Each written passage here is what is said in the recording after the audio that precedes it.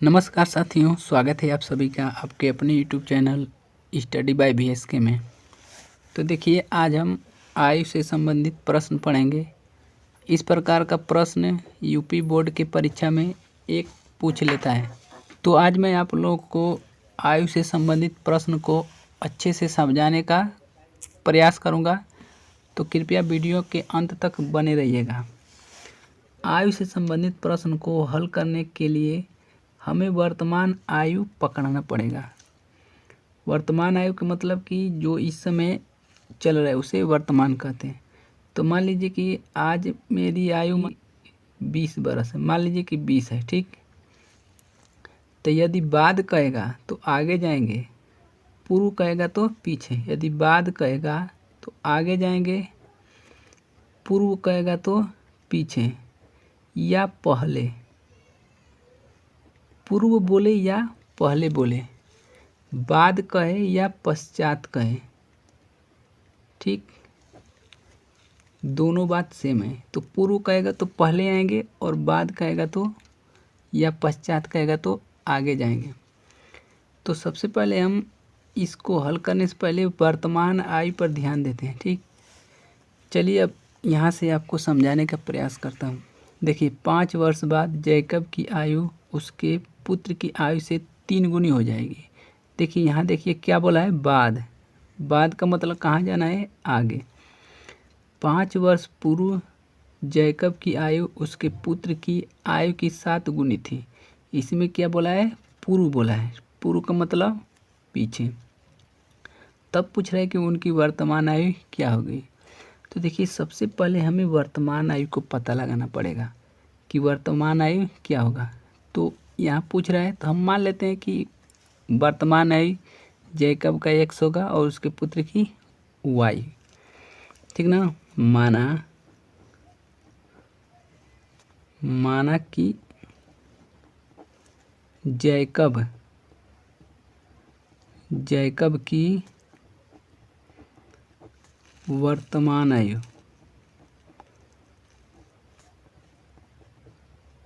आयु क्या है, बराबर X वर्ष है, मान लेते हैं, ठीक। अब उसके पुत्र को भी मान लेते हैं। माना कि पुत्र की आयु, जैकब के पुत्र की आयु, ये ऊपर वाला है, ठीक। इसका मतलब कि ये ऊपर वाला वही है। मान लेते हैं कि Y वर्ष है, क्या है, Y वर्ष।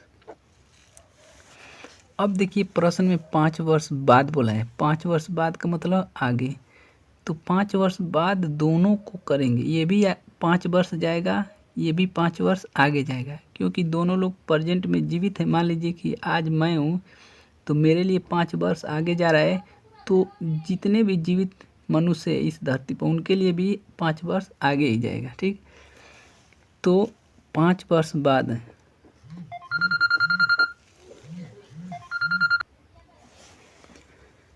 तो 5 वर्ष बाद ठीक, किसकी है, जैकब किया है, जैकब की आयु, ठीक। अब देखिए, वर्ष बाद कह रहा है तो बाद का मतलब आगे, तो वर्तमान में ही जोड़ेंगे। ये वर्तमान वाला है, क्या है, वर्तमान।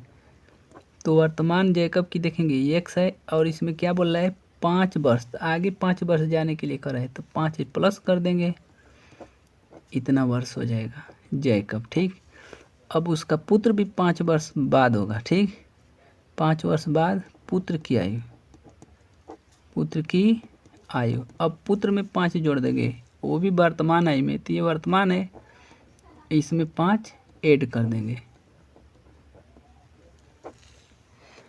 अब देखिए, प्रश्न में कहा है कि जो जैकब है उसके पुत्र की आयु से 3 गुनी हो जाएगी। जो जैकब की आयु है उसके पुत्र से 3 गुनी हो जाएगी, 5 वर्ष बाद आयु वाली। तो ये है, ये जैकब प्रथम शर्तानुसार,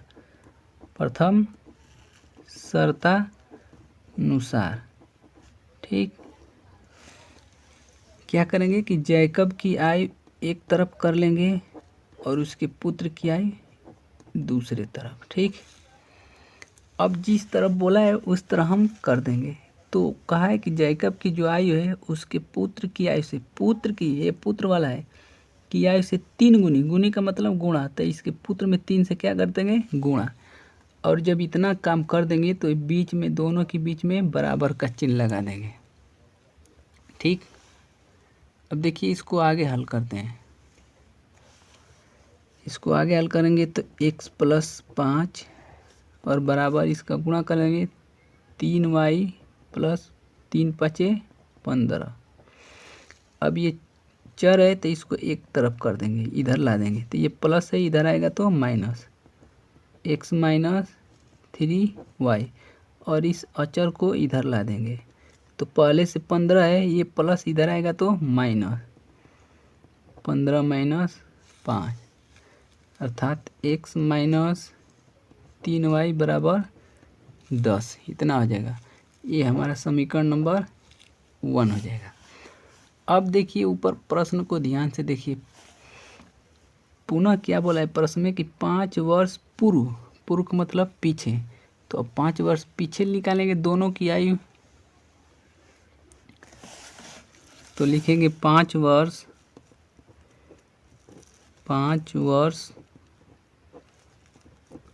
पूर्व जैकब की आयु,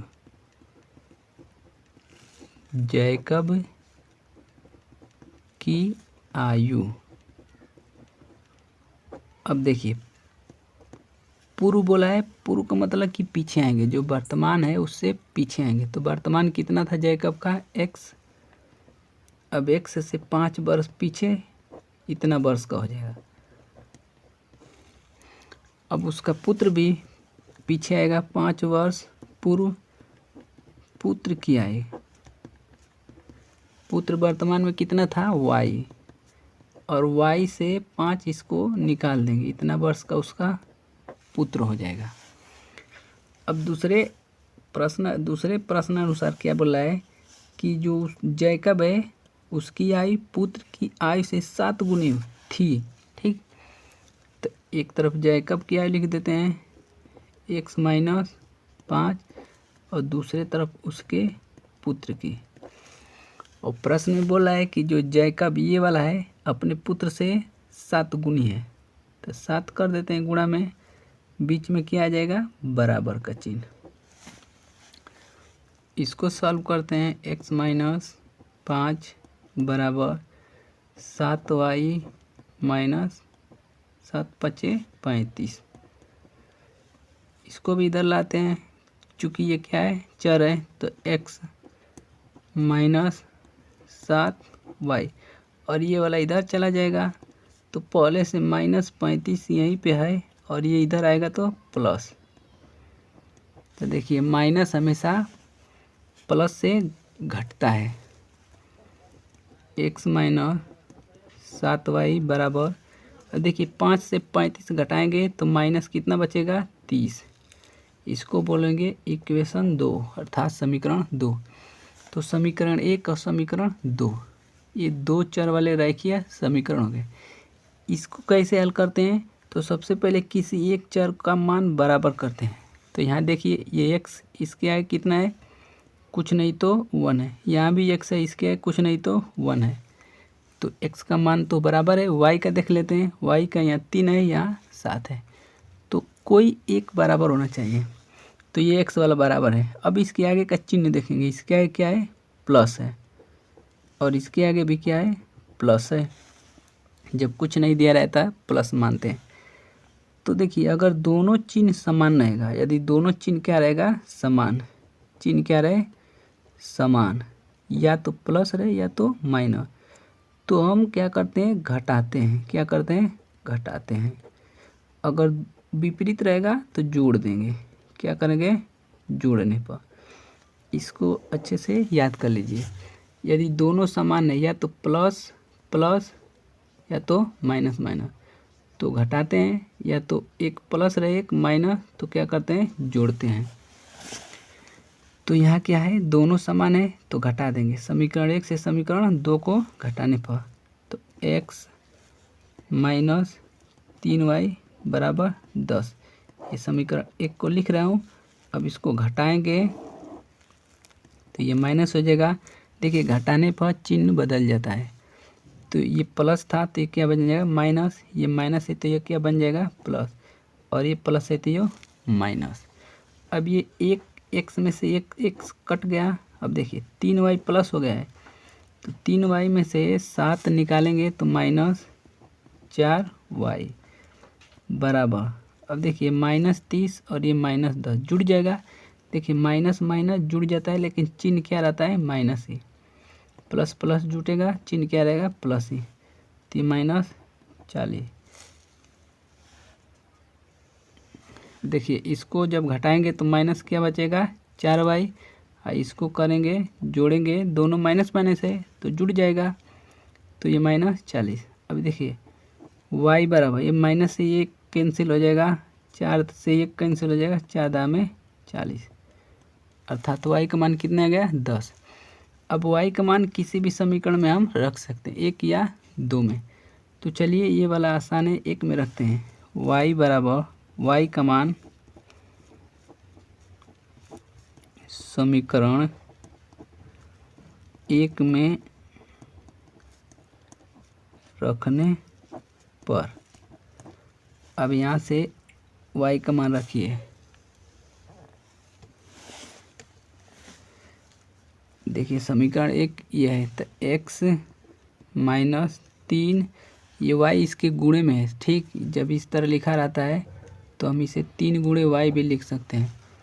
तो गुणे y का मान 10 बराबर कितना हो जाएगा 10, तो x -10 × 30 बराबर 10। अब इस माइनस को इधर ला देंगे तो x बराबर 10 पहले से है, अब प्लस 30 कितना हो जाएगा x बराबर 40, ठीक। तो ये हो जाएगा जैकब की आयु 1 है और उसके पुत्र की आयु 10। तो अतः लिखेंगे, अतः